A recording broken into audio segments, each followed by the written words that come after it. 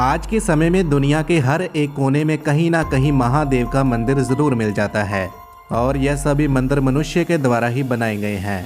लेकिन आज की इस दुनिया में महादेव का एक ऐसा भी मंदिर है जो कि मनुष्य के द्वारा बनाया गया नहीं लगता।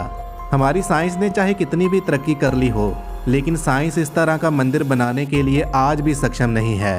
दोस्तों, हम बात करने जा रहे हैं महाराष्ट्र के औरंगाबाद जिले में स्थित कैलाश मंदिर के बारे में। आपको जानकर हैरानगी होगी कि इस मंदिर को बनाने के लिए एक भी ईंट या फिर चूने का प्रयोग नहीं किया गया है और विज्ञानियों को ऐसा लगता है कि इस मंदिर को बनाने के लिए एक बहुत बड़े पहाड़ को काटा गया और फिर इस मंदिर का निर्माण किया गया है। लेकिन हैरानगी की बात तो यह है कि आज के मशीनी युग में भी इस तरह का मंदिर बनाना साइंस के बस में नहीं है। तो फिर आज से हजारों साल पहले इस तरह का मंदिर कैसे बना होगा?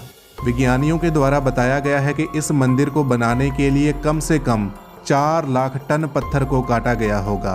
आज के समय में इतनी बड़ी जेसीबी मशीनें और खुदाई की मशीनें मौजूद हैं, लेकिन फिर भी इतने सारे पत्थर को काटना संभव नहीं है। तो फिर आज से हजारों साल पहले मनुष्य एक हथौड़ी और पत्थर के द्वारा कैसे कर सकता है? इसलिए आज भी यह रहस्य किसी को भी समझ नहीं आया कि जो काम आज के मशीनी युग में नहीं हो सकता, उस काम को आज से हजारों साल पहले किसने किया होगा।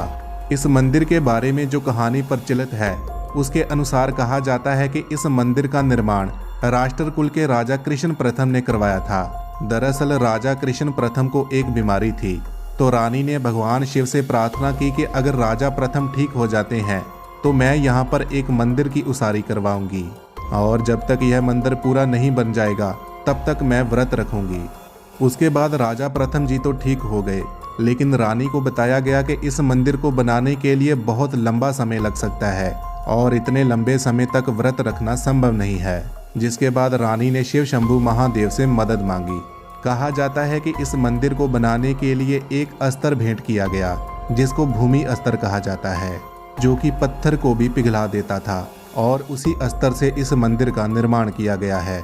और मंदिर का निर्माण होने के बाद उस अस्त्र को मंदिर के नीचे बनी गुफाओं में रखवा दिया गया था।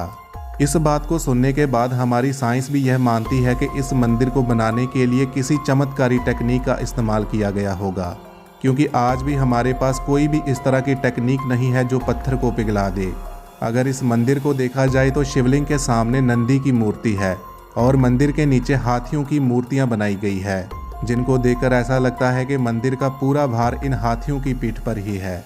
सबसे बड़ी बात तो यह है कि इस मंदिर के नीचे गुफाओं का जाल बिछा हुआ है, लेकिन यह गुफाएं बहुत पतली है और कोई आम इंसान इनसे गुजर नहीं सकता। लेकिन विदेशी विज्ञानियों का मानना है कि इन पतली गुफाओं के बाद बड़ी गुफाएं आती हैं, जिनके अंदर भूमि अस्त्र के समेत और भी कई तरह के तकनीकी हथियार रखे गए हैं, लेकिन इन गुफाओं को सरकारी तौर से बंद कर दिया गया है।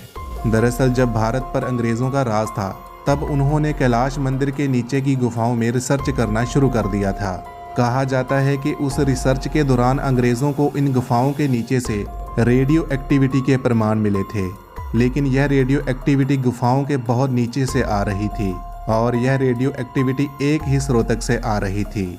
जिसके बाद अंग्रेजों ने इस रिसर्च को बंद कर दिया और आज़ादी के बाद आज भी यह गुफाएं सरकारी तौर से बंद हैं। गुफाओं को तो सरकारी तौर से बंद कर दिया गया है, लेकिन हमारी साइंस आज भी ऐसा मानती है कि इस मंदिर को किसी चमत्कारी टेक्निक से बनाया गया है। दोस्तों, जानकारी अगर अच्छी लगी हो तो इस वीडियो को ज़्यादा से ज़्यादा शेयर कीजिए। धन्यवाद।